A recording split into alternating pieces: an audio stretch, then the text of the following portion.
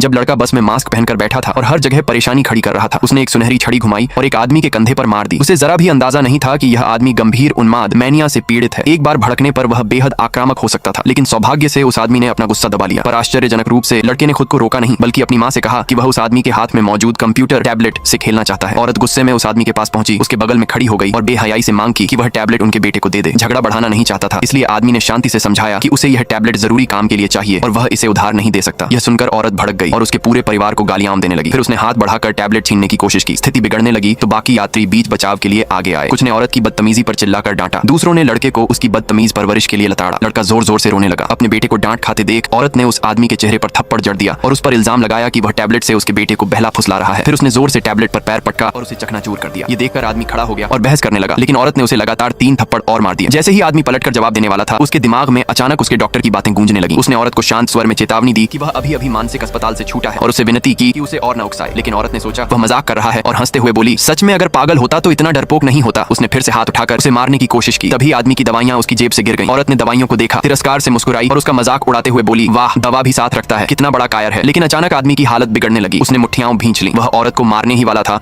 मगर बड़ी मुश्किल से खुद को रोक लिया। उसने अपने दिवंगत पिता का दिया हुआ जेड लॉकेट, जेड का लटकन निकाला और खुद को शांत करने की कोशिश करने लगा। वह दवा लेने ही वाला था कि औरत ने दवाइयां छीन ली और जमीन पर गिरा दी और बोली, अगर दवाइयां चाहिए तो घुटनों के बल बैठो। नेक्स्ट पार्ट के लिए सब्सक्राइब करें।